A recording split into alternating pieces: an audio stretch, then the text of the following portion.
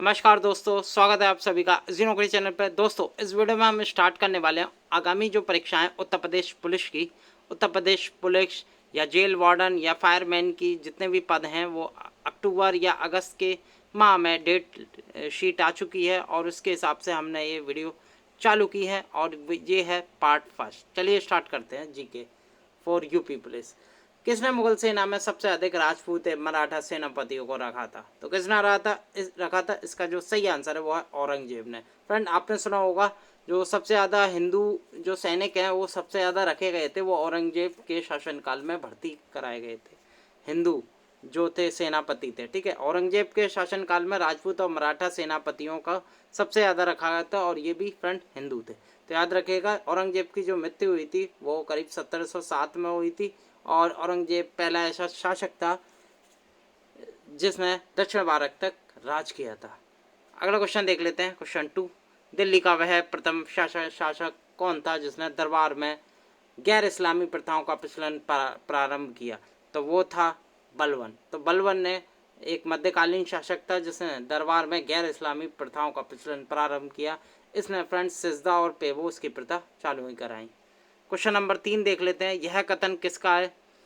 विदेशी कपड़ों को जलाना एक निष्ठुर बर्बादी है। तो इसका जो सही आंसर है वो है रविन्द्रनाथ टैगोर। रविन्द्रनाथ टैगोर ने ऐसे आंदोलन में जो विदेशी कपड़ों को जलाना एक निष्ठुर बर्बादी कहा था, ठीक है। रविन्द्रनाथ टैगोर जी ने कहा था ऐसे आंदोलन में जो कि गांधी जी द्वारा चलाया गया था।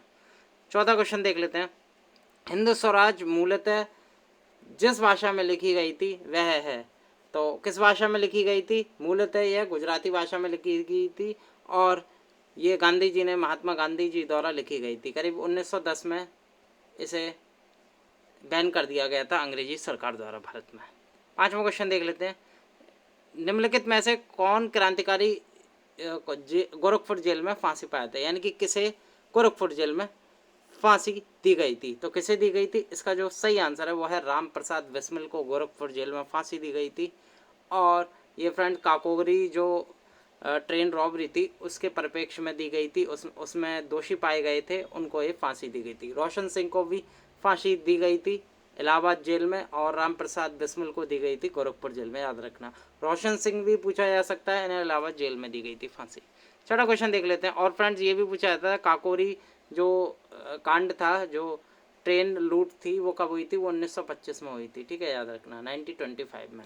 छठा क्वेश्चन देख लेते हैं। भारत का राष्ट्रीय विरासत पशु है तो कौन सा है फ्रेंड्स? वो है विरासत पशु है हाथी, ठीक है। याद रखना, राष्ट्रीय विरासत पशु है।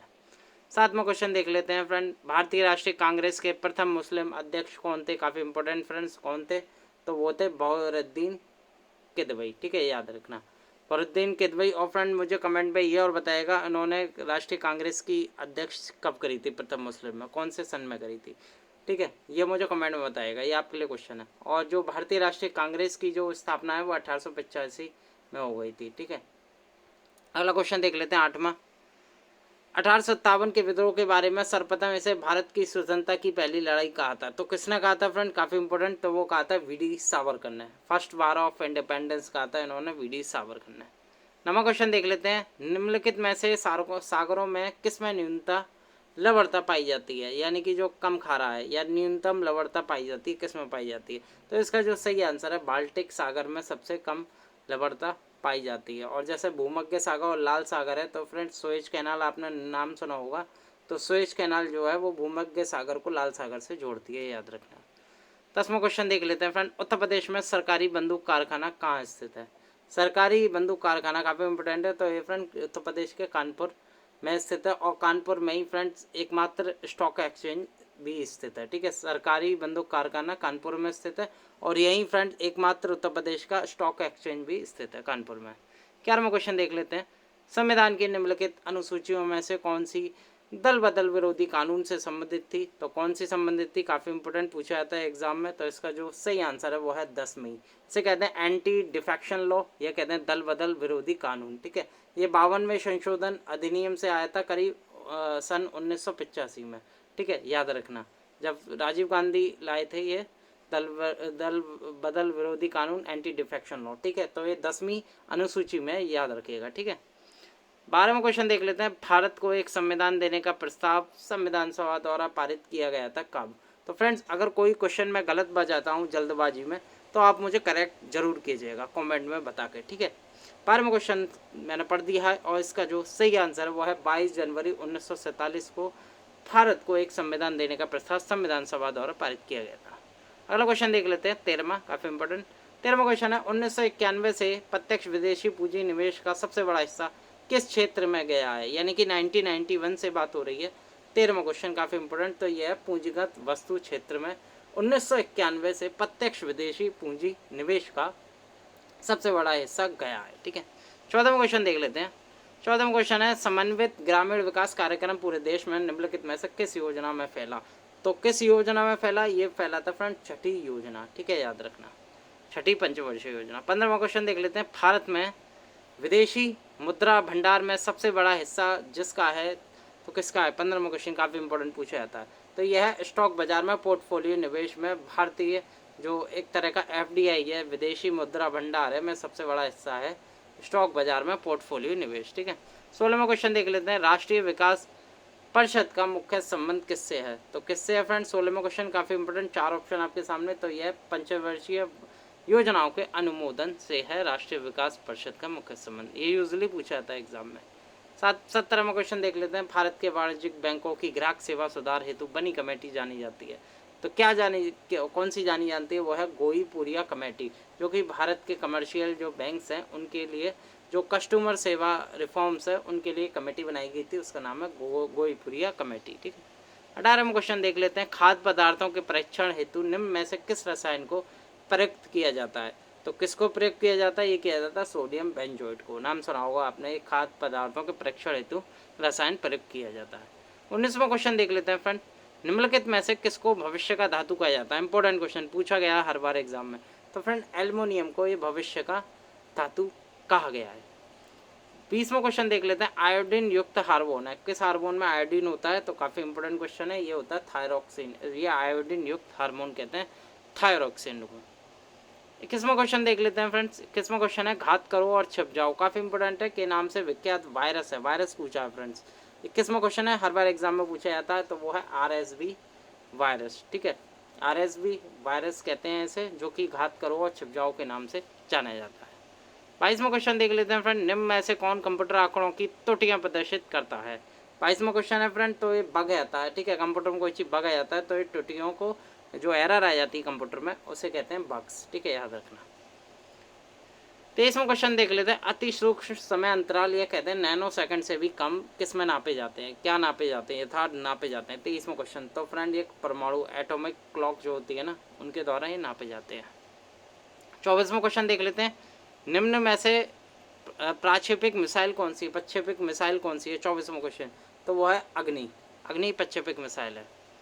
25वां क्वेश्चन देख लेते हैं फ्रेंड, ये पूछा गया कई बार एग्जाम में, PCS से लेकर कांस्टेबल तक एक क्वेश्चन हमेशा पूछा जाता है। 2,4-D एक है, क्या है फ्रेंड? तो ये एक तरह का खरपतवार नाशक है, ठीक है, याद रखना, खरपतवार नाशक है 2,4-D।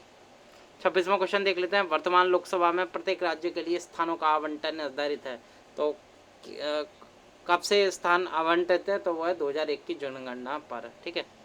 अगला क्वेश्चन देख लेते हैं फ्रेंड्स, 27वां, राष्ट्रीय लोकसभा का कार्यकाल पूरा करने के पूर्व भंग कर सकता है, यानी कि राष्ट्रपति जो है लोकसभा का कार्यकाल पूरा होने से पहले ही भंग कर सकता है, तो किसकी सलाह पर? 27वां क्वेश्चन, तो ये कर सकता है प्रधानमंत्री की सलाह पर भंग कर सकता है। 28वां क्वेश्चन देख लेते हैं, भारत के प्रथम उप प्रधानमंत्री कौन थे? काफ़ी इंपॉर्टेंट फ्रेंड्स, तो ये थे सरदार वल्लभ भाई पटेल, जिनका फ्रेंड्स एक स्टैचू भी है सबसे बड़ा, और जो कि स्थित है फ्रेंड गुजरात के अहमदाबाद में, याद रखना। 29वां क्वेश्चन देख लेते हैं, राज्यसभा में विपक्ष का नेता कौन था? काफ़ी इंपॉर्टेंट, प्रथम नेता पूछा है राज्यसभा में, काफ़ी इंपॉर्टेंट है, प्रथम पूछा जाता है तो ये जो है कमलापति त्रिपाठी इनका नाम था, जो कि राज्यसभा में विपक्ष के प्रथम नेता थे। 30वां क्वेश्चन देख लेते हैं, मुख्य सत्कर्ता आयोग की नियुक्ति कौन करता है फ्रेंड्स? काफ़ी इंपॉर्टेंट है, तो ये करता है राष्ट्रपति के द्वारा ही की जाती है मुख्य सत्कर्ता आयोग की। अगला क्वेश्चन देख लेते हैं 31, 31वां क्वेश्चन है, सर्वोच्च न्यायालय के प्रथम मुख्य न्यायाधीश कौन थे? काफ़ी इंपॉर्टेंट, हर बार एग्जाम में पूछा जाता है, तो वो थे फ्रेंड हीरालाल जे कानिया या HJ कानिया, इनका पूरा नाम है हीरालाल जे कानिया, जो कि सुप्रीम कोर्ट के प्रथम मुख्य न्यायाधीश थे। सुप्रीम कोर्ट के जो हेडक्वार्टर स्थित है वो नई दिल्ली में स्थित है। एकमात्र ये फ्रेंड सुप्रीम कोर्ट जो कि नई दिल्ली में स्थित है। ठीक है, 5 रेट अनुच्छेद 32 के तहत ही निकाल सकता है अगर मौलिक अधिकारों का हनन हो रहा है और इसे ही संविधान की आत्मा कहा गया है B.R. अम्बेडकर के द्वारा। ठीक है, और हाई कोर्ट फ्रेंड 226 आर्टिकल के तहत 5 रिटें जारी करता है। अगला क्वेश्चन देख लेते हैं 32वां। निम्नलिखित में से जो सुप्रीम कोर्ट की सबसे पहली महिला मुख्य न्यायाधीश कौन थी? सबसे पहली फ्रेंड काफ़ी इंपॉर्टेंट क्वेश्चन, तो वो थी फातिमा बीवी। ठीक है, लीला सेठ थी फ्रेंड हाई कोर्ट की। ठीक है, प्रथम मुख्य न्यायाधीश, और फातिमा बीवी थी प्रथम महिला न्यायाधीश जो कि रही थी उच्चतम न्यायालय की। ठीक है, याद रखना, सी ऑप्शन बिल्कुल सही है। 33वां क्वेश्चन देख लेते हैं फ्रेंड्स। उत्तर प्रदेश की सबसे कम जनसंख्या वाली जनजाति कौन सी है? काफ़ी इंपॉर्टेंट पूछा जाता है उत्तर प्रदेश से, तो वो है बुक्सा, जो कि सबसे कम जनसंख्या वाली जनजाति है। 34वां क्वेश्चन देख लेते हैं। उत्तर प्रदेश की किस जनजाति में हिंदुओं जैसा वर्ण विभाजन है? तो पूछा जाता है एग्जाम में, तो वो है बुक्सा, जो कि हिंदुओं जैसा ही इसमें वर्ण विभाजन लागू है। 35वां क्वेश्चन देख लेते हैं। अयोध्या नगरी अब किस जिले में स्थित है? काफ़ी इंपॉर्टेंट, तो वो स्थित है फैजाबाद में। 36वां क्वेश्चन देख लेते हैं। नीति आयोग के अध्यक्ष कौन है? फ्रेंड्स मैंने ये आपके लिए रखा है। नीति आयोग के जो उपाध्यक्ष हैं वो बता दे रहा हूँ, राजीव कुमार हैं, और इसके जो CEO हैं नीति आयोग के वो फ्रेंड्स हैं अमिताभ कंठ, याद रखना। और चेयरमैन मैंने आपसे पूछा नीति आयोग के चेयरमैन कौन है, मुझे कमेंट जरूर कीजिएगा जिससे कि मुझे पता पड़े आप मेरी पूरी वीडियो देख रहे हैं और आप मेरे क्वेश्चनों के भी जवाब दे रहे हैं।